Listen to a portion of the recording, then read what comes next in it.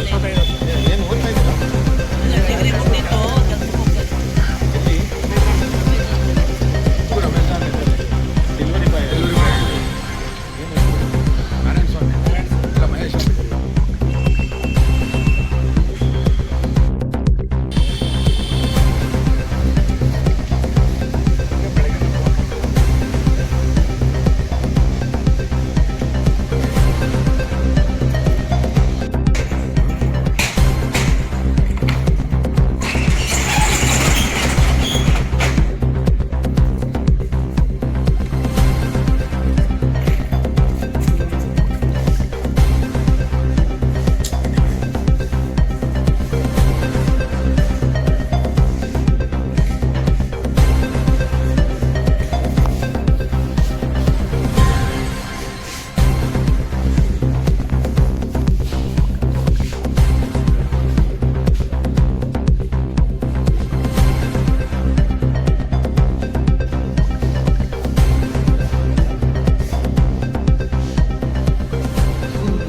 ಕಟ್ಸ್ಕೋತಾರೆ, ಇಲ್ಲ ನೋಡ್ತಾರೆ ಆನ್ಲೈನ್ ಅವ್ರಿಗೆ ಬೆಟ್ಟಿಂಗ್ಗೆ ಆಫರ್ ಮಾಡ್ತಾರೆ, ಒಂದಕ್ಕೆ ಇಷ್ಟಕ್ಕಿಷ್ಟು ಅಂತ ಹೇಳಿ.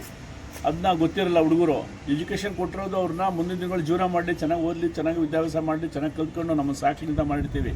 ಆದರೆ ಆ IPL ಏನು ಈ ದೊಡ್ಡ ದೊಡ್ಡ ಬಂಡವಾಳಶಾಹಿಗಳು IPL ಅಂತ ಅದ್ರ ಒಂದು ಇಟ್ಕೊಂಡು ಇವತ್ತು ಅವ್ರು ದುಡ್ಡು ಮಾಡ್ಕೊತಾರೆ, ಸಾವಿರಾರು ಕೋಟಿ ದುಡ್ಡು ಮಾಡ್ಕೊತಾರೆ. ಇವತ್ತು ಸಾಯ್ತಾ ಇರೋದು ಯಾರು?